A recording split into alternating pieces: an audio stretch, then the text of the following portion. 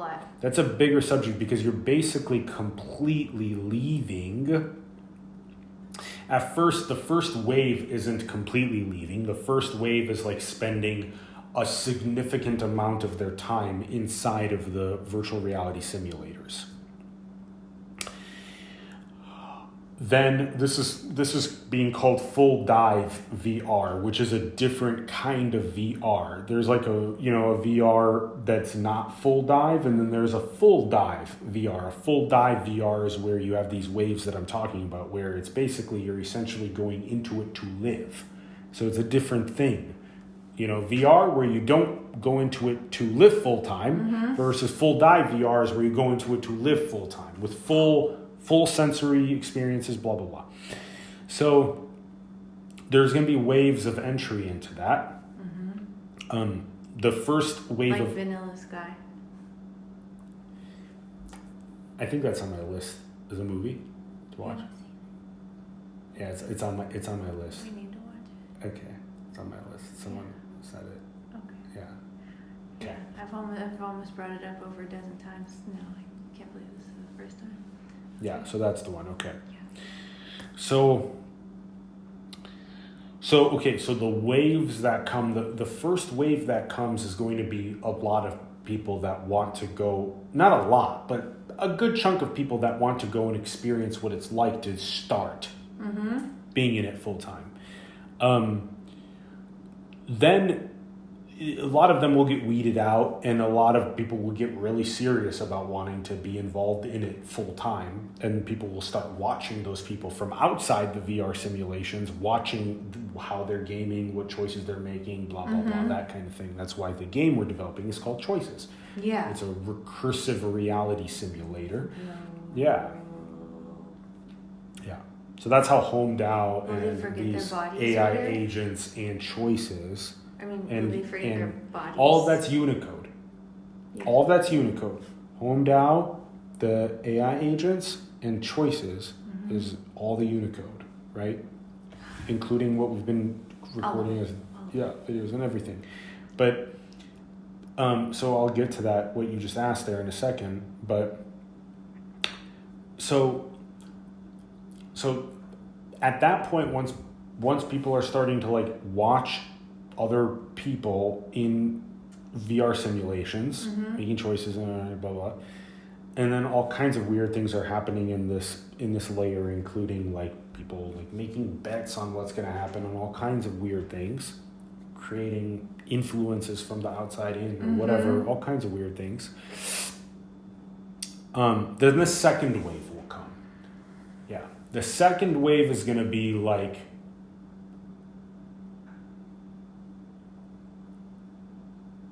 maybe I don't know what the exact number is. It probably over 100 million people, probably. I don't know if that's going to be right or not. It might only be 10 million. I don't know. I really don't know, because it's a strange and hard concept to try to project out how many beings are going to want to experience this, because it's a lot different than what this Think is. of how many are in misery right now. Right. But also it's not just that, it's also that it's not only like quote an escape out of misery or something like that, it's also that you could probably sometime around the second wave you'll start creating things like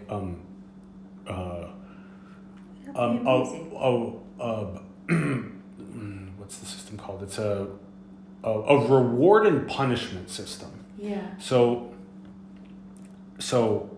for example, if you enter the full dive VR simulator and you leave, there's a punishment.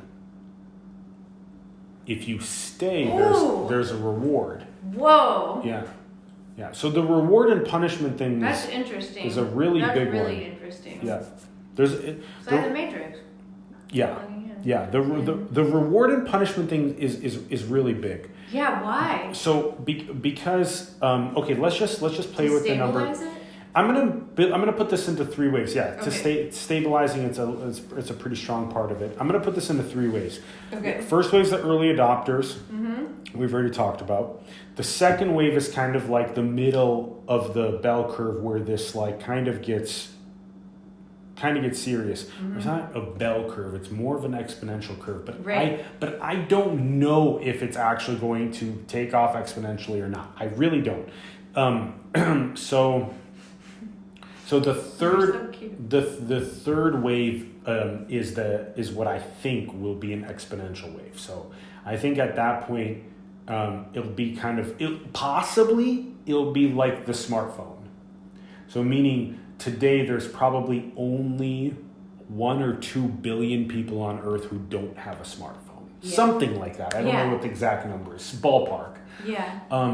Maybe 2 or 3 billion. I don't know. 2 billion, let's say.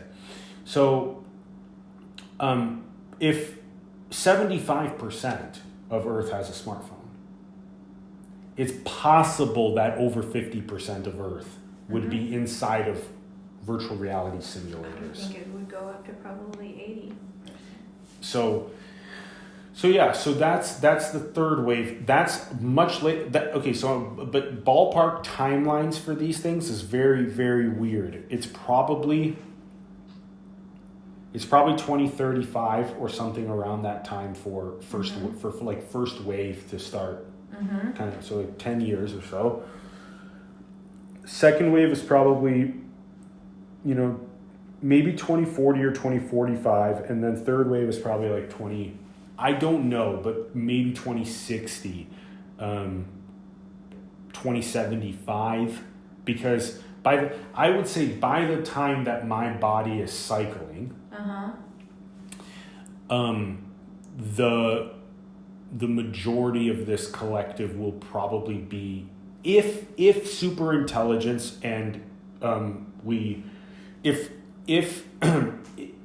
the dance between dystopic socioeconomic inequality and utopic regenerative basic needs, prosperity for all, if in that dance consciousness eventually evolves and superintelligence serves the utopic side of it, that then by maybe by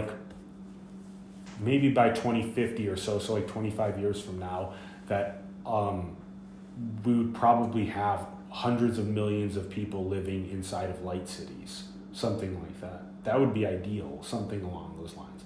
Now, what people do in those light cities is, yes, they have little meals of taco pizza, and they listen to music, and they play basketball, and they sit around fires, and they talk, and we create art and all kinds of fun stuff, right?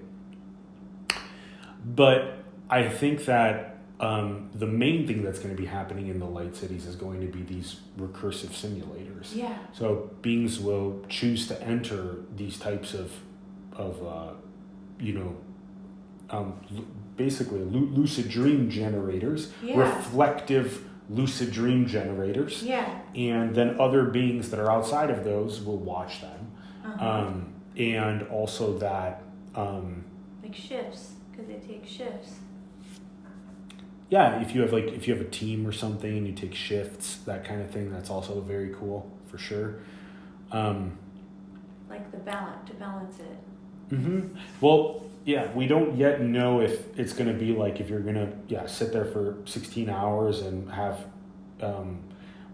what is that thing called, a catheter, right? Catheter, yeah. Catheter, like a catheter and a feeding tube, or I have no idea. I don't know. And a pooping tube, I really I don't know. So I don't yet know how brain computer interfaces are going to interface with the human body. Yeah, if there's going to be the matrix jab from the back of the head or something like that, and Plug then straight into your or something, and then maybe the body just completely enters a totally is that how we turn into aliens? a totally energized vehicle at that moment, and then it allows that consciousness to enter into that simulation. I'm not sure yet about how the mechanics. So then you wouldn't need the feeding tube or pooping tube or catheter or whatever, any of that stuff. So if super intelligent utopia beats out the super intelligent dystopia, and then that all builds out regenerative basic needs infrastructures and communities by 2050 or something like that, and a couple hundreds of millions of people live there, And by 2075, the goal would be for all the billions of people to live in those types of light cities and communities. By that point, you would probably start seeing multiple billions of people entering into these recursive reality simulators, and you'd probably see a whole field of science emerge. Like that's probably what I'm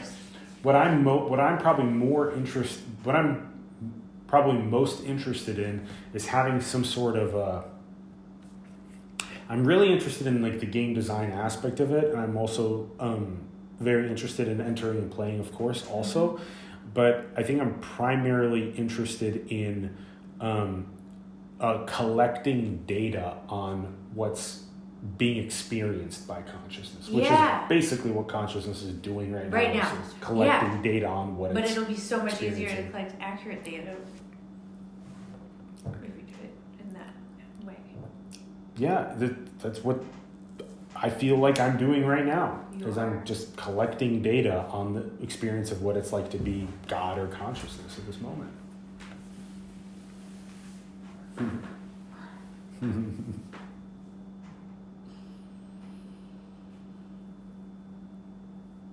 Collecting data in a lucid dream. Mm-hmm.